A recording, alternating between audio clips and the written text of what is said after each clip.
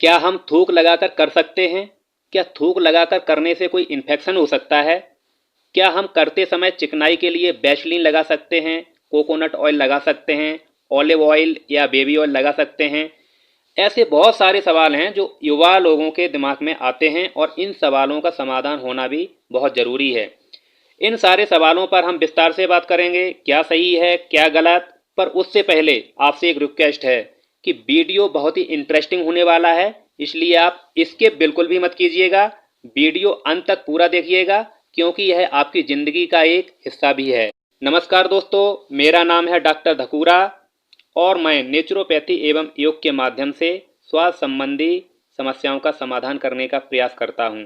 आज के इस वीडियो का टॉपिक है, क्या संबंध बनाते समय हमें चिकनाई के लिए किसी प्रकार के तेल, वैसलीन या क्रीम का उपयोग करना चाहिए या नहीं? यही ना? मैं इसका जवाब बाद में दूंगा और अच्छे से समझाऊंगा भी, लेकिन पहले एक सवाल मेरा आपसे भी है। क्या कुत्ता कुतिया, बकरा बकरी, गाय और सांड, भैंस भैंसा, चिड़िया चिड़ावा संबंध बनाते समय किसी प्रकार के तेल या वैसलीन या क्रीम का उपयोग करते हैं क्या? नहीं ना?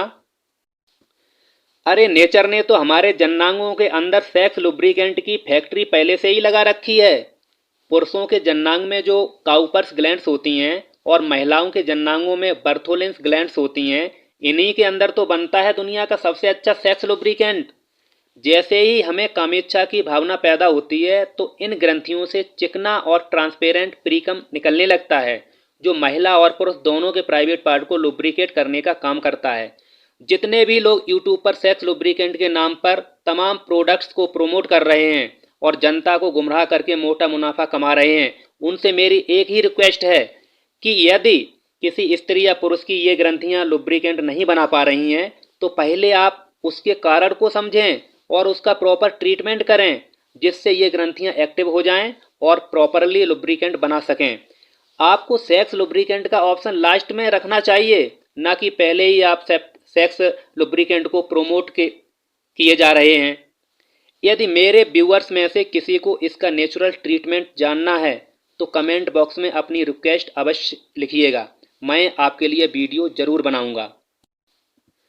अब बात आती है उपचार लेने के बाद भी यदि जनन अंगों का इनबिल्ट लुब्रिकेंट बन नहीं पा रहा है तो हमें किस लुब्रिकेंट का उपयोग करना चाहिए। पहले तो हमें यह जानना बहुत ज़रूरी है कि लुब्रिकेंट कितने प्रकार के होते हैं। देखिए, यदि हम अवेलेबिलिटी के आधार पर देखें तो ये दो प्रकार के हो सकते हैं, नेचुरल और सिंथेटिक।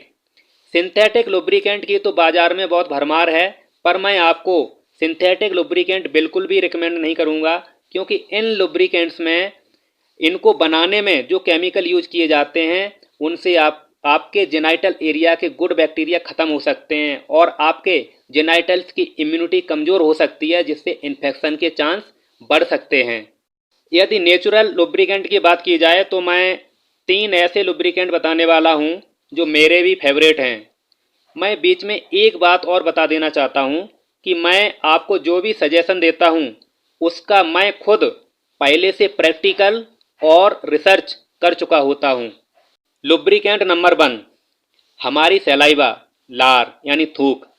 यूट्यूब पर बहुत सारे वीडियो आपको देखने को मिल जाएंगे जिसमें लोग बता रहे हैं कि संबंध बनाते समय हमें थूक का उपयोग बिल्कुल भी नहीं करना चाहिए, वरना ये हो जाएगा, वो हो जाएगा, इन्फेक्शन हो जाएगा। और आश्चर्य की बात तो ये है कि इनमें वे लोग भी शामिल हैं जो अपने नाम के नीचे बड़ी बड़ी डिग्रियां लिखते हैं। क्या ये डिग्री धारक लोग मुझे बता पाएंगे कि जब गाय अपने बछड़े को जन्म देती है तो गाय अपने बछड़े का पूरा शरीर जीभ से चाटकर साफ करती है और इस दौरान गाय के मुंह की लार बछड़े के मुंह, नाक, कान, आंख और यहाँ तक कि उसके जेनाइटल्स पर भी लग जाती है। तो फिर आपके अनुसार बछड़े के मुंह, नाक, कान और जेनाइटल जहां जहां गाय की लार लगती है वहां वहां बछड़े को इन्फेक्शन हो जाना चाहिए, लेकिन ऐसा बिल्कुल भी नहीं होता है। जबकि नवजात बच्चे की इम्यूनिटी तो काफ़ी कमज़ोर भी होती है। केवल गाय ही नहीं, मोस्ट ऑफ द एनिमल्स अपने बच्चों के जन्म के बाद अपने बच्चों को जीभ से ही चाटकर साफ करते हैं, पर किसी को भी कभी भी इन्फेक्शन नहीं होता। अब एक और एग्जाम्पल लेकर समझने का प्रयास करते हैं। जब किसी कुत्ता को गहरी चोट लग जाती है, उसके घाव हो जाता है, तो वह बड़े से बड़ा घाव अपनी जीभ से चाटकर ही सही कर लेता है। क्या चाटने पर उस घाव में लार नहीं जाती होगी? बिल्कुल जाती है। तो उस घाव में इन्फेक्शन क्यों नहीं हो जाता? इसलिए मेरे दोस्त, यूट्यूब पर हर किसी का वीडियो देखने के लायक नहीं है। वे अपनी कमाई के लिए आपको गुमराह कर सकते हैं और ज़्यादातर लोग ऐसे ही भरे पड़े हैं यूट्यूब पर। यदि आपको वीडियो में मज़ा आ रहा हो और यदि आपको सही जानकारी चाहिए, आपको बीमारियों और उसके इलाज की हकीकत समझनी है, तो आप अभी इस चैनल को सब्सक्राइब करके बेल आइकन ऑन कर लीजिएगा। संबंध बनाते समय लार का प्रयोग सदियों से हो रहा है और होता ही रहेगा। इसलिए मेरे दोस्त, बिंदास लार का उपयोग कीजिए और मज़ा लीजिए। मैं भी लार का इस्तेमाल करता हूँ। लुब्रिकेंट नंबर 2, मथानी से निकला हुआ मक्खन।